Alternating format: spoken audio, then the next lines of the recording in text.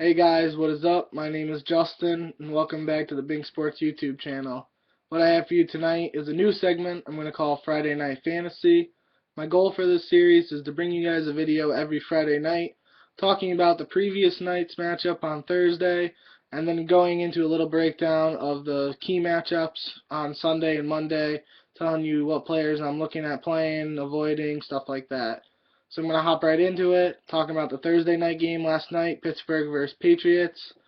As you can tell, pretty disappointed with the result, but I'm pleased with the way Antonio Brown and Big Ben played, and I'm really excited about how D'Angelo Williams played. I know he's only going to have to really start one more game once Le'Veon's back from suspension, but I was not expecting him to have 127 rushing yards, so I was pleased to see him play so well, and the offensive line to play so well.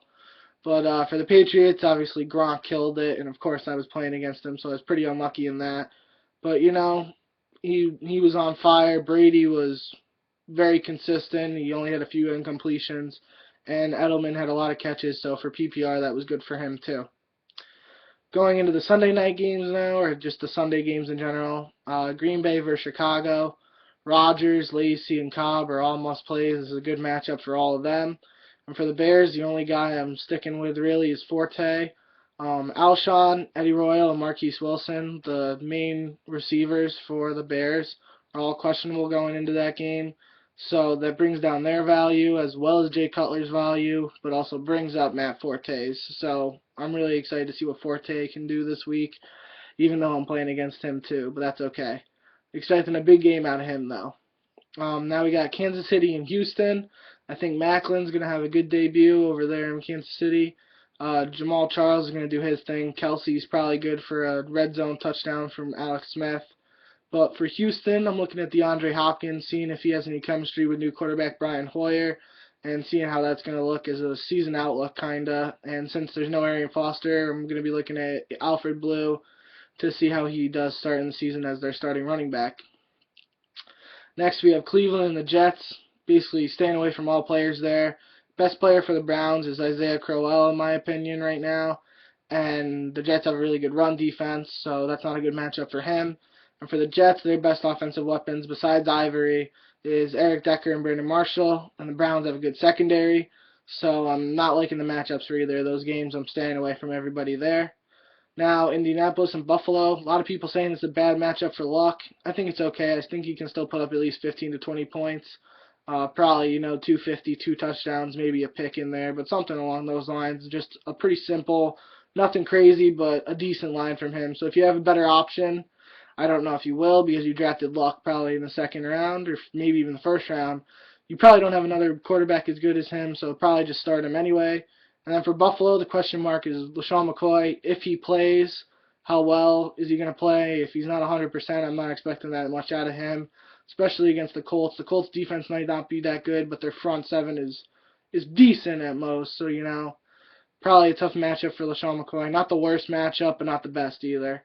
Next, we have Miami and Washington. I'm really looking forward to this game so I can watch Alfred Morris and Lamar Miller run the ball. I ranked them pretty high in my running backs video, if you saw that. So I have very high expectations for both of them. And I also want to see how Tannehill and Jarvis Landry work together. And if Devontae Parker plays, I want to see how he plays for Miami. I have high hopes for the Dolphins this season. So this is a good debut, good matchup against the Redskins defense. That's not too tough to see what their offense can do this year. Next, Carolina and the Jags. Cam and Olsen, that duo is going to be dominant all year, especially with Kelvin Benjamin out. And for the Jags, I'm looking at Allen Robinson and TJ Yeldon.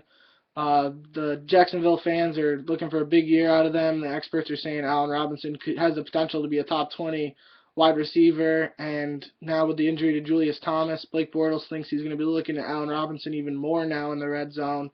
So he's a guy I'm looking forward to watching, see how he does in this first game.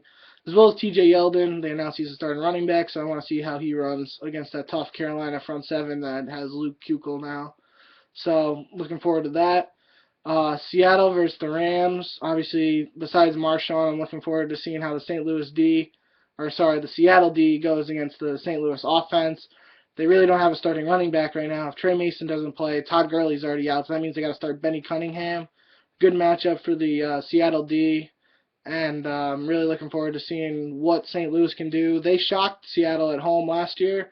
Maybe they can do it again. I'm not putting any money on that for sure, but we'll see how their offense plays against a very tough defense on the first game of the year. Next we have, whoa, sorry about that. Next we have the Saints and the Cardinals. Obviously, I'm looking forward to see how Cooks can play. I think he has the potential to be a top 15 wide receiver. Definitely 1,000 yards this year if he stays healthy the full year. And, for Arizona, Carson Palmer making his return, seeing how him and Larry Fitz work together. And John Brown, he's pretty hyped up this year for the Cardinals, so I'm going to be having my eye on him. Not saying he's a must-start by any means, but I'm going to keep my eye out on him. Next, Detroit and San Diego. I think it's going to be a shootout between Stafford and Rivers. We might see a little bit of matchup between the two rookies and Abdullah and Melvin Gordon for the running backs for both these teams. But I'm really thinking that Rivers and Stafford are both going to air it out probably 45, 50 times and be throwing the ball a lot in this game against two defenses that aren't that good. So I think there's going to be a lot of pass attempts in this game. So if you have either of those two guys, either means a lot of yards or a lot of interceptions. I'm leaning towards more yards, but that's just me. Tennessee and Tampa Bay, Mariota versus Winston, plain and simple. Those are the headlines everyone's going to be looking forward to. Number 1 and number 2 picks, how they play in both of their first NFL games.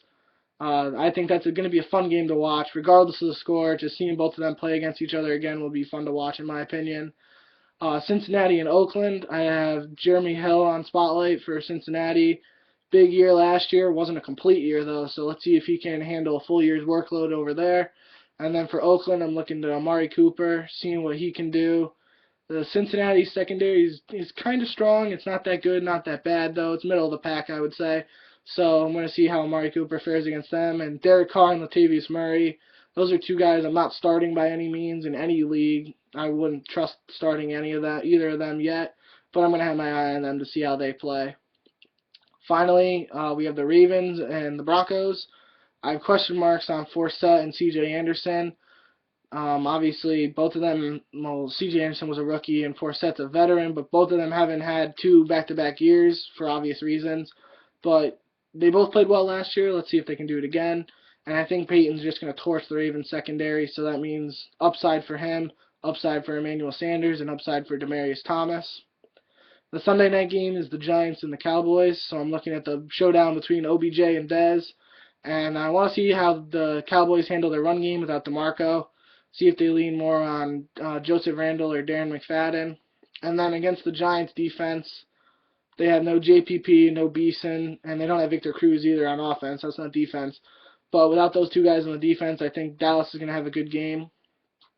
Plain and simple, I think they're going to be able to run the ball very well against the Giants. And Romo's probably going to have a good game. He's a consistent quarterback. Finally, for the Monday night games, we have Philadelphia and Atlanta, looking at Julio Jones and DeMarco Murray as the 2 key guys. But I'm also looking at Tevin Coleman and Sam Bradford just to see what they can do. I think they both have upside potential, but I want to see them first in the Monday night game, see how they play in the spotlight. Finally, the last game, final Monday night game, is the Vikings versus the 49ers. Both these teams have new defenses for different reasons. The Niners lost half their defense, and the Vikings made a lot of improvements on their defense. So I'm going to be looking at both of those, and then obviously I want to see how Kaepernick plays, see how he handles all these team changes that he has now, and then the return of Adrian Peterson is going to be the headline of that game, no matter how you look at it. So basically, that's all I have for you guys tonight. I hope you guys enjoyed this Friday Night Fantasy, the first episode of this. Give me any feedback if you have anything else you think I should add to this series or want to see in the future. And thank you guys for watching once again. Please rate, comment, subscribe. Let me know what you want to see in the future. And I'll see you guys next time. Take care. Have a good night.